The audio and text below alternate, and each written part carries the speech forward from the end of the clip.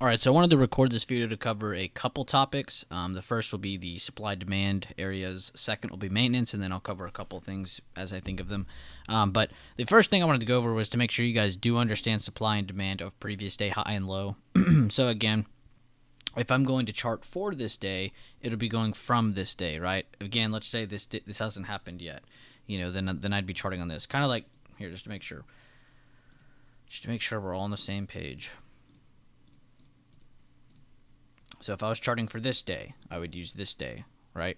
So let's go from the high and low of day. So today's high, this day right here. So that'd be about from here. You could grab from here if you really want to. I like to go from the more recent one, but in this case, I think I am just going to go ahead and go from here. And of course, let's say we have like a bigger time frame level. Let's say it's like right here. And you have your supply right here. It makes sense. Just go ahead and add it right there. Include that level there. Don't ignore the level. Include it.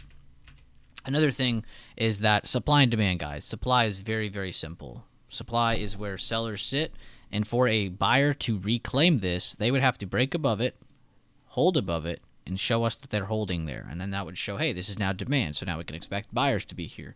And this is what you can understand whenever you go day to day, of course. But when you go from your previous day high to your previous day low, this is going to be very helpful. Also, to draw your supply, I'm going from the top of the red candle before the reversal, again, the high of day, to the before the reversal, to the open of the last green candle, and that will give you supply. Demand is about the exact opposite, but I don't like to say that because the rules are different. Again, you're going from top of red to open of green, but on demand, you're going from low of the move or low of day before the reversal back up here to the top of the last red candle, the top of it, not the open, not the close, the top.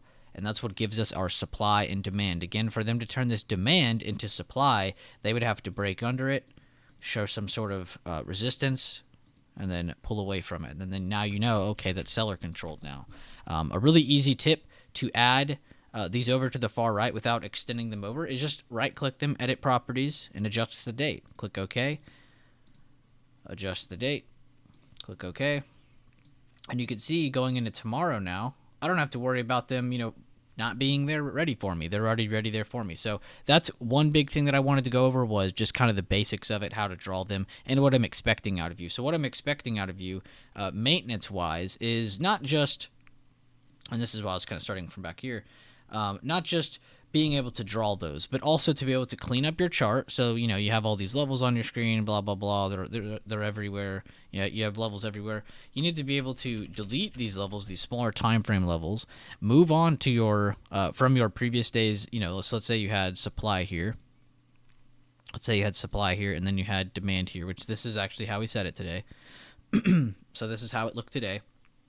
You need to be able to remove these and realize when not to remove these. So if we never went up here and test this, might as well just add it on to the next day. It's not hurting us, right? So might as well add it. Keep it there. So that's also being able to situationally adjust to certain things. Again, and that's just basic maintenance, but you always need to have your high and low. Basically, you're just leaving it. If it isn't tested that next day or if it's never touched, then it's just something good that you can leave there. You don't have to. You can for the future. And it's something I really want you guys to get used to as you start to get into this more. Hold up, I gotta delete this.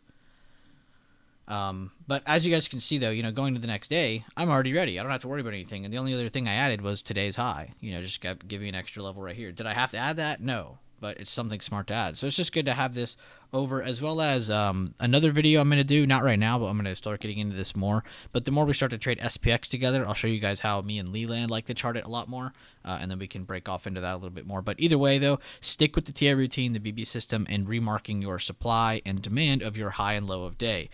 Being able to clean up your smaller time frame levels, move on to the next day, and have them ready for this day. Then you can worry about that going into the next day, and then, so on and so on, and that completes that part of the routine.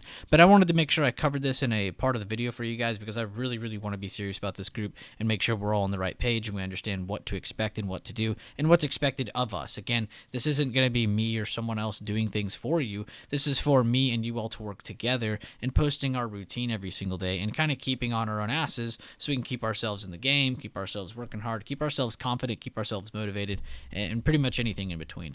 But I'll see you guys in the next one, and I hope you enjoy this.